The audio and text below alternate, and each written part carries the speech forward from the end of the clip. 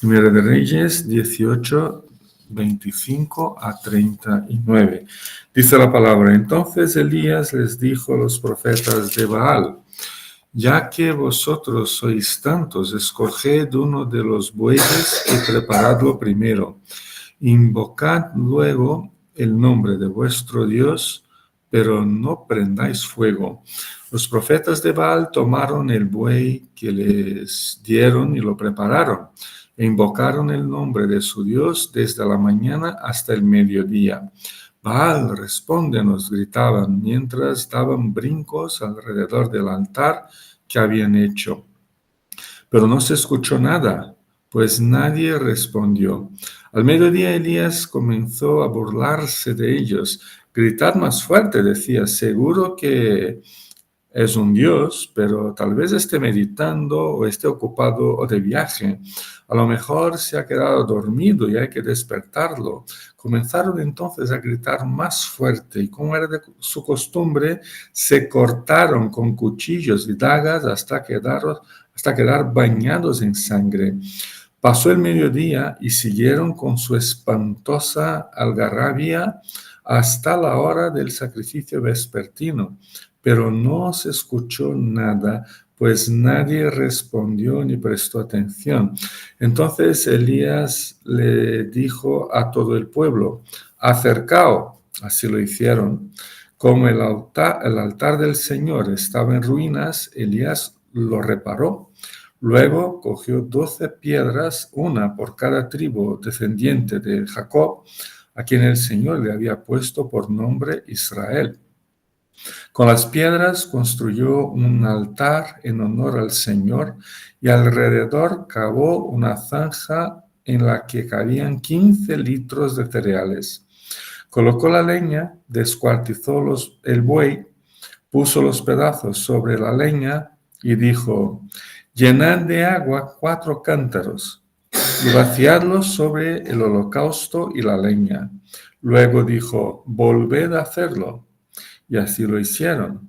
Volved a hacedlo una vez más, les ordenó. Y por tercera vez vaciaron los cántaros. El agua corría alrededor del altar hasta llenar la zanja. A la hora del sacrificio vespertino, el profeta Elías dio un paso adelante y oró así: Señor Dios de Abraham, de Isaac, de Israel, que todos sepan hoy que tú eres Dios en Israel y que yo soy tu siervo y he hecho todo esto en obediencia a tu palabra. Respóndeme, Señor, respóndeme, para que esta gente reconozca que tú, Señor, eres Dios y que estás convirtiendo a ti su corazón. En ese momento cayó el fuego del Señor y quemó el holocausto, la leña, las piedras y el suelo, y hasta lamió el agua de la zanja. Cuando todo el pueblo vio esto, se postró y exclamó: el Señor es Dios, el Señor es Dios. Amén.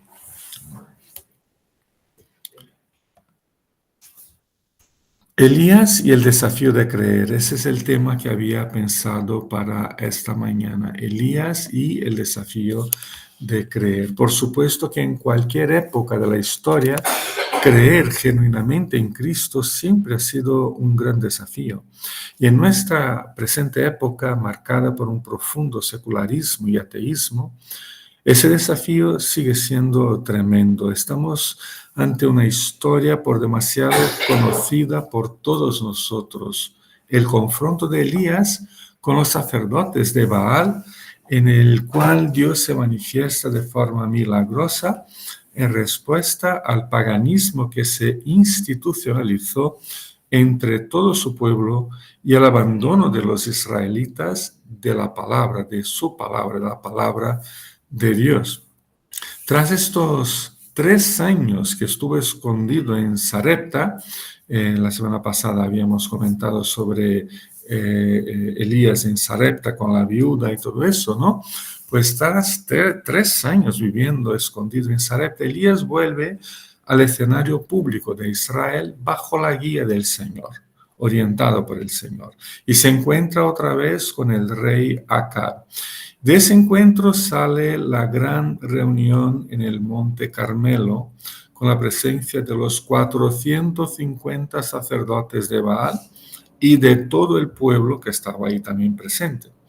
Lo que sucedió ahí lo acabamos de leer. Y lo que me llamó la atención en la historia esta semana, además de muchos otros temas, que de hecho están ahí también, son partes de la historia, pero lo que más me llamó la atención ha sido el confronto entre la fe de Elías en el Señor y la fe de los demás en Baal. Es un confronto de fe, ¿no?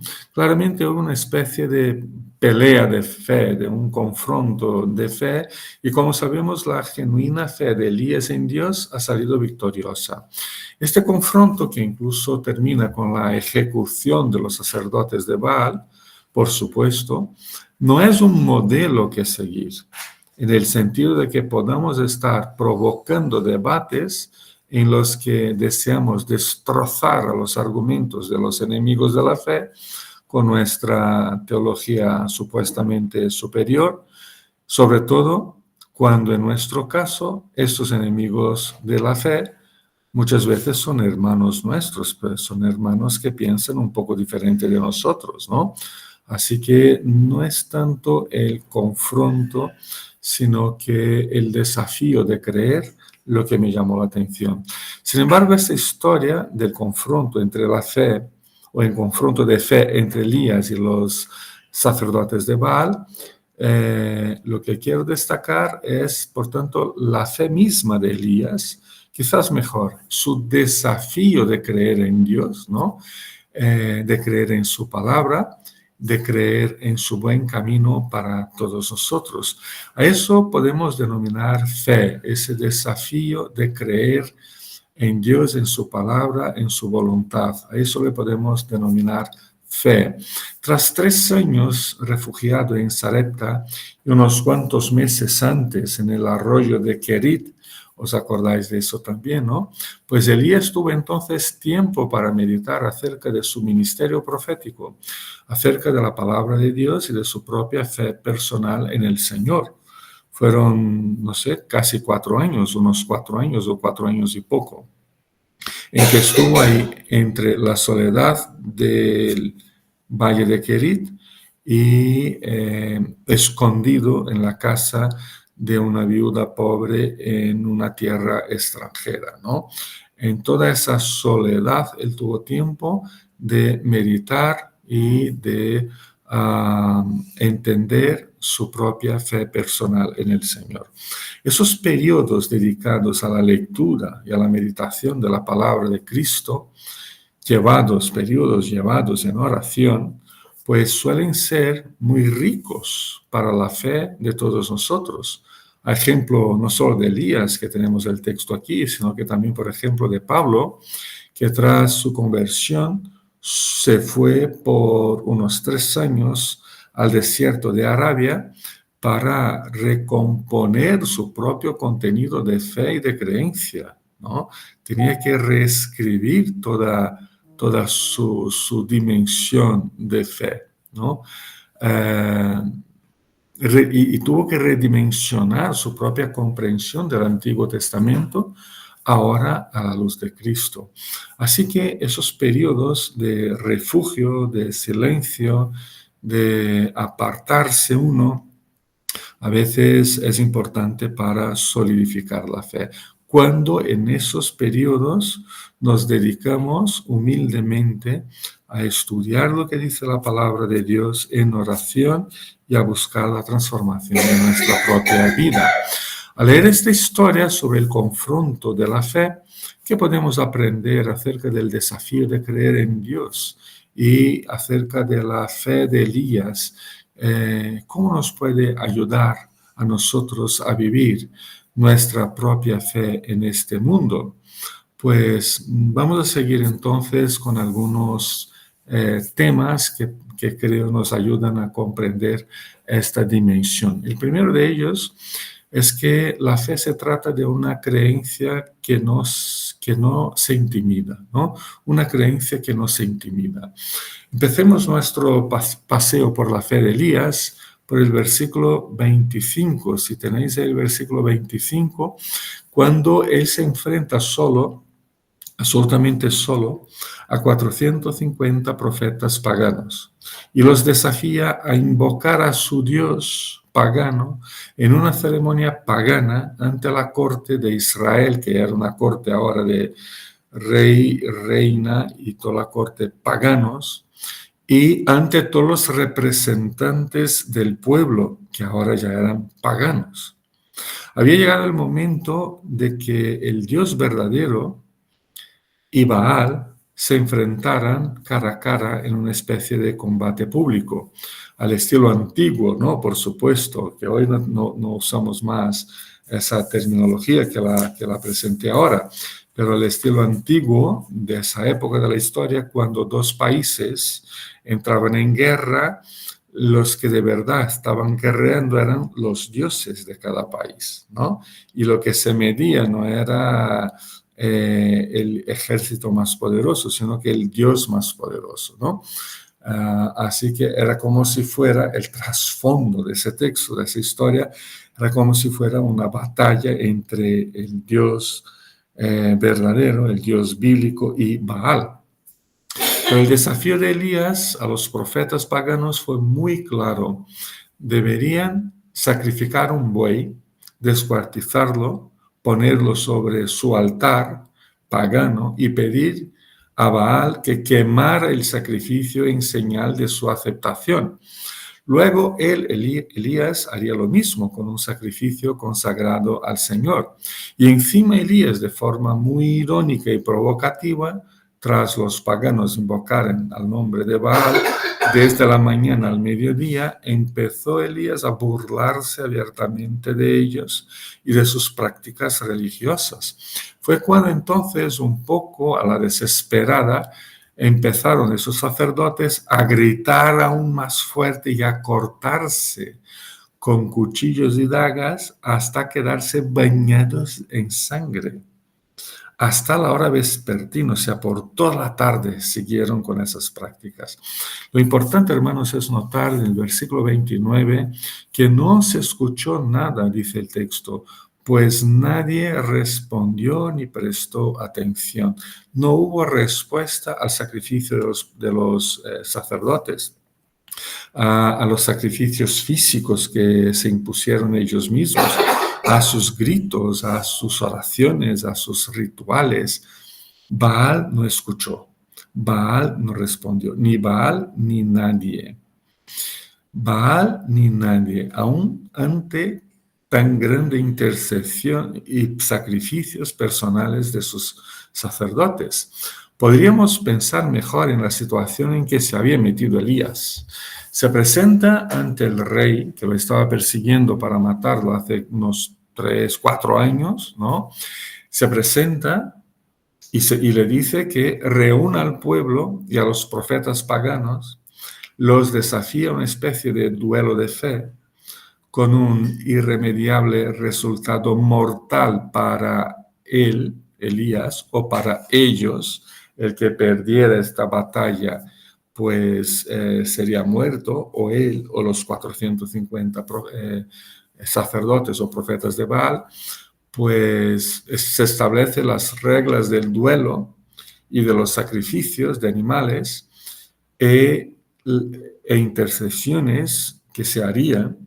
Pues luego empieza a burlarse de los sacerdotes de Baal, aún estando presente el rey, la reina Jezabel, que era una reina, era una sacerdotisa de Baal, era una reina dedicada a Baal, que creía en ese Dios y que se dedicaba a evangelizar, y digo la palabra evangelizar entre comillas, por supuesto, a evangelizar de Baal entre todos los de Israel, ¿no? Ella fue la que introdujo la religión de Baal y la que le quería matar a Elías. ¿no? Y además estaba todo el pueblo, que ahora era un pueblo pagano. Se había metido en la boca del lobo, o no sé si es como se dice en Chile, ¿no, Felipe? Entre las patas del caballo o algo parecido. No sé si es esa la expresión. Pero aquí decimos, se ha metido en la boca del lobo. ¿No le sería mejor que a Elías quedarse tranquilo con su fe en Sarepta? Quedarse en Sarepta no quería decir que renegaba la fe. Simplemente que prefería vivir su fe sin el peligro de acercarse al mundo pagano o, en nuestro caso, al mundo secular y ateo, como el nuestro, demostrando su fe y su creencia. Quedarse en Sarepta ya no significa que estaba negando a Dios, significa que no quería meterse en problemas, pero no. Pero no. Elías tenía una especie de creencia que la llamamos aquí una creencia que no se intimida. La creencia en el Dios verdadero, la creencia en la genuina fe en Jesucristo no nos permite vivir cómodamente. La llamada de Cristo a servirlo en este mundo conlleva pues diferentes capas de peligro y de desafíos que pueden amedrentarnos, y no son pocos los que nos echan para atrás, ¿no? No son pocos los que nos echamos nosotros para atrás sin perder la fe. No perdemos la fe si nos echamos para atrás, pero sí que nos echamos para atrás por sentirnos intimidados ante el tamaño del secularismo, del ateísmo, del rechazo a Cristo y del cristianismo en nuestros días, que es un cristianismo que muchas veces se vive echado para atrás y no echado para adelante, ¿no? La semana pasada, hablando con un amigo, me dijo, claro, somos creyentes, mi mujer y yo, pero no podemos poner a los hijos en un colegio cristiano. ¿Qué pensarán los demás? ¿Qué pensarán todos los demás de nosotros? ¿Cómo crecerán los niños bajo ese estigma de religiosos locos y fanáticos? ¿No? Pues eso escuché de un amigo de hace muchos años de aquí de Madrid. Pues la fe de Elías no era suficientemente débil, no era lo suficientemente débil para echarse para atrás, para arrinconarse, para mantenerse en su escondite seguro, sin negar lo que cree, sin dejar de ir domingo a la iglesia, sin dejar de nada, pero no era una fe echada para adelante, ¿no? Era una fe que se dejaba intimidar por lo exterior, ¿no? Al contrario de eso, la fe de Elías era sí lo suficientemente madura y firme en la palabra de Cristo como para no intimidarse ante un rey pagano, una reina súper pagana, 450 profetas paganos que esperaban matarlo, y ante todo un pueblo pagano que deseaba también que su muerte pusiera un punto final en toda esa historia. ¿Y nuestra fe? ¿Cómo anda? ¿Cómo anda nuestra fe? Una segunda perspectiva acerca de la creencia de Elías, la primera es esa, ¿no? Que es una creencia que no se intimida, pero una segunda es que se trata de una creencia que deja las cosas claras. Ese es otro aspecto muy importante de la creencia, de la fe del profeta Elías. Su fe no disimulaba la verdad de Dios, ni la escondía tras conceptos y actitudes políticamente correctos. No se trataba de una fe camuflada o camaleónica. Todo lo contrario, tenía una fe límpida, cristalina, una fe que trataba lo bueno como bueno y lo malo como malo. Algo muy difícil para los de nuestros días, que se decantan por una verdad siempre relativa, nunca absoluta. Incluso una de las maldiciones del capítulo 5 del profeta Isaías, capítulo 5 de Isaías, versículo 20, una de las maldiciones es esta, dice el profeta Isaías: ay de los que llaman a lo bueno, a lo malo bueno, y a lo bueno malo, que tienen las tinieblas por luz, la luz por tinieblas, que tienen lo amargo por dulce y lo dulce por amargo. Elías, por su parte, en todo su discurso, ¿no?, se ha dirigido al rey Acab o al pueblo e incluso a los profetas paganos. Elías siempre ha sido lo suficientemente claro acerca de su creencia, de su fe, de su confianza en Dios, como para que nadie se quedara en duda en cuanto a lo que creía él. Incluso en sus atrevidas burlas a los profetas paganos y a su dios Baal, él no camuflaba la fe que tenía, ni la mezclaba con ingredientes política y religiosamente correctos para no levantar la tan temida sospecha de que se trataba de un loco y un fanático religioso. No. En su oración a Dios, por ejemplo, ha expresado verdades acerca del Señor, ya olvidadas por su pueblo de Israel. Vale la pena, en cuanto a eso, leer la oración en los versículos 36 y 37. Dice: ora Elías, Señor, Dios de Abraham, de Isaac, de Israel, que todos sepan hoy que tú eres Dios en Israel y que yo soy tu siervo y he hecho todo en obediencia a tu palabra. Respóndeme, Señor, respóndeme para que esta gente reconozca que tú, Señor, eres Dios y que estás convirtiendo a ti su corazón. ¿Qué le pide públicamente Elías a Dios? Pues claramente pide a Dios que todos sepan hoy que tú eres Dios en Israel. También le pide que todos sepan que yo soy tu siervo y que he hecho todo en obediencia a tu palabra. Y además define muy bien quién era ese Dios. No era Baal. No había cómo confundir a ese Dios de Elías con Baal o con cualquiera de los otros dioses paganos que estuvieran ahí por el escenario del pueblo de Israel. ¿Quién era ese Dios? Los israelitas ya vivían inmersos en un mundo de muchos dioses paganos. Podían pensar que Elías se refería a uno de estos tantos dioses, pero no. Él se dirige al Señor Yahvé, el nombre de Dios revelado por Dios a Moisés en la zarza ardiente. Yahvé, Señor, Dios de Abraham, Dios de Isaac, Dios de Israel o de Jacob.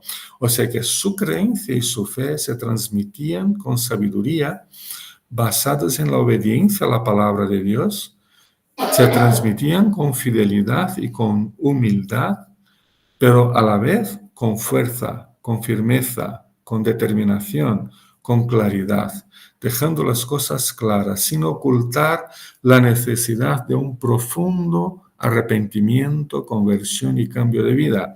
¿Cómo lo sabemos? Porque la última palabra de la oración es que soy tu siervo, y que estás convirtiendo a ti su corazón. O sea, lo que él quiere que el pueblo sepa es que Dios está convirtiendo el corazón de este pueblo así, ¿no? O sea, que él no tenía ningún problema en decirlo claramente, ¿no? Que era necesario conversión, arrepentimiento, confesión de pecados, cambio de vida, sin enmascarar el costo del discipulado, sin ofuscar el precio de la cruz de Cristo, sin descolorear la figura del Señor nuestro Dios. Ante la tremenda dificultad que tenemos nosotros de expresar nuestra fe cristiana en nuestros días actuales, cuando una gran parte de la población se define agnóstica o atea, pues es fácil caer en la común tentación de negociar lo bueno y lo malo conforme mejor nos sirva, conforme la circunstancia, conforme nuestros intereses, donde queremos llegar. Es fácil y atractivo ceder ante la fuerte llamada a una vida de fe que se vive en la penumbra o a la fe en uno mismo. Actuando de estas maneras, suponemos muchos, mantendremos la fe más o menos intacta y a la vez nos pasamos desapercibidos como cristianos en una sociedad hostil cada día más anticristiana. Pero si la creencia de Elías era una creencia que no se intimidaba, era una creencia que predicaba las cosas tal como son, también, en último lugar, me gustaría decir que es una creencia confiada en el Señor.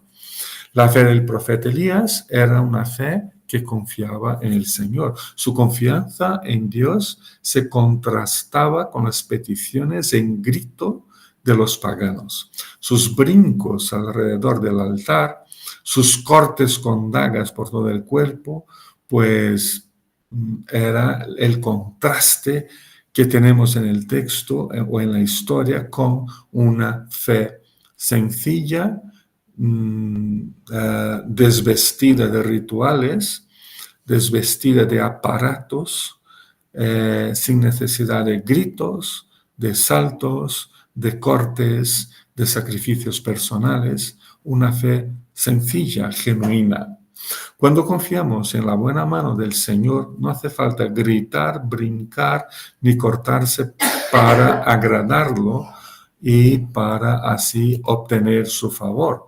Tampoco hace falta poner de nuestra parte para agradar o para convencer a Dios de que vale la pena que invierta en nuestro proyecto de vida, ¿no?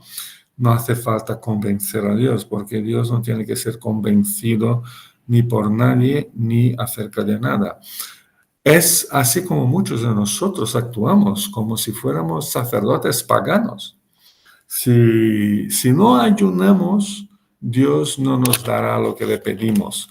Si no diezmamos, Dios no nos bendecirá en el trabajo.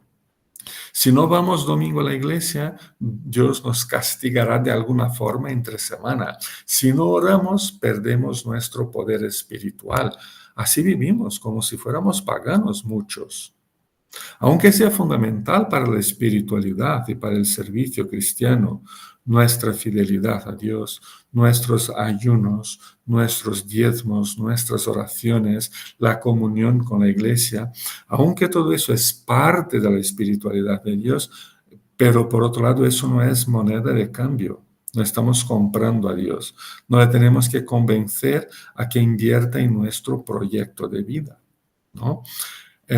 Pero estos elementos son elementos de espiritualidad y servicio, no de comercio, ni de negociación con el Señor. Elías demostró tener una firme confianza en la acción divina a su favor, y en especial a favor de su pueblo. Él confiaba que el Señor estaba convirtiendo así el duro corazón de su pueblo. Tenemos esa confianza acerca de nuestros vecinos, familiares, de la gente que vive en nuestro país, en España o en otros lugares de Europa, donde los corazones están cada vez más endurecidos contra el Señor. Tenemos esa misma confianza. Él no oró pidiendo, Señor, ten misericordia, convierte el corazón de fulanito. Él dijo en oración, vosotros tenéis que saber que Dios os está convirtiendo así, ¿no? Dios ya os está convirtiendo, Dios os está llamando a su lado, ¿no? Llamando a su lado. Él confiaba que Dios volvería a enviar lluvia sobre la tierra seca, tanto que pidió por 3 veces que se echara 4 cántaros llenos de agua sobre la leña de su sacrificio, hasta que todo el altar, la madera, la carne estuviera absolutamente todo empapado.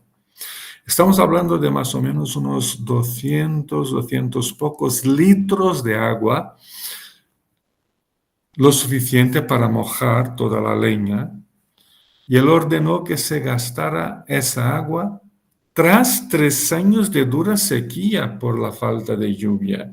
¿De dónde han sacado ese agua? ¿De las casas de los vecinos? No. Tras 3 años de sequía, la gente no tenía agua en abundancia en casa. ¿Dónde? Del arroyo. Tampoco estaban todos los arroyos, estaban secos.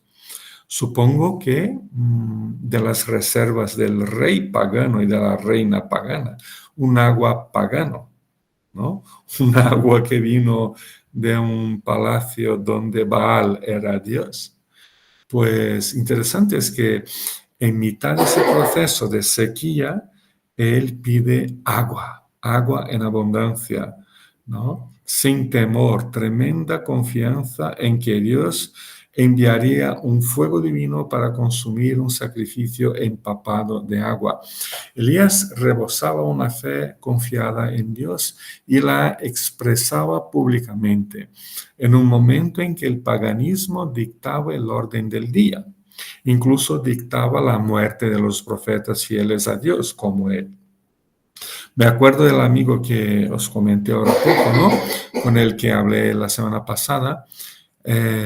Si no eres ateo y anticristiano, si demuestra alguna pizca de religiosidad, sobre todo si eres cristiano, eres entonces sospechoso de ser una persona débil de mente, alguien que aún no ha evolucionado como ser humano, ¿no?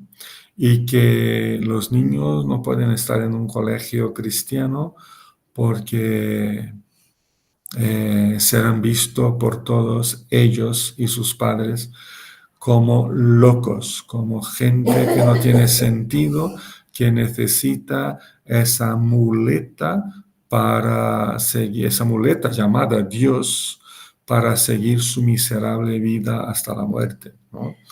¿Tú tienes fe? Es la pregunta que me hago y que os hago a vosotros. ¿Tenemos fe? Pues si tenemos fe, estamos bajo sospecha de una gran parte de la sociedad.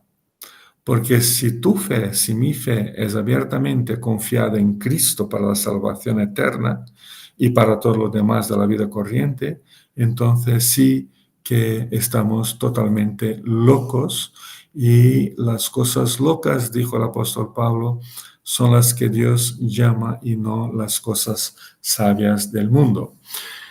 Quiero concluir, hermanos, Elías y el tremendo desafío de creer. Un desafío en sus días y en nuestros días tremendo.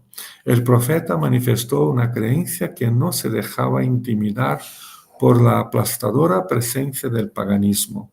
Tampoco nosotros hoy nos intimidamos por la influencia del ateísmo, del secularismo. Tenía Elías una fe que sabía muy bien en quién se fundamentaba, en el Señor, y que dejaba a todos los demás las cosas muy bien definidas, muy claras, conforme a la palabra de Dios. Eso no significa que tengamos que ser deseducados, deselegantes, ¿no? Pero sí que, al igual, nosotros buscamos intensamente los principios del reino de Dios en las enseñanzas de la Biblia y las proclamamos con claridad. No tenemos nada que ocultar a nadie. Y tenía Elías una confiada esperanza en la obra del Señor a favor de su vida, a favor de la conversión de tantos en Israel, que entonces se había alejado del Señor. Pues también nosotros confiamos plenamente en que Dios nos guía cada día y que su salvación llegará a otras personas por nuestro intermedio. Así que no nos podemos intimidar ante el desafío de la obra, no podemos esconder el costo del discipulado, por ejemplo, o esconder que la salvación es únicamente por Cristo Jesús. Y no podemos perder nuestra confianza, esperanza en la obra del Señor en nuestras vidas, en nuestras familias, entre nuestros amigos, familiares, vecinos y entre nuestro pueblo. Hermanos, que el Señor nos bendiga y que el gran desafío que nos plantea creer en Cristo nos siga de forma bendecida por toda la vida. Amén.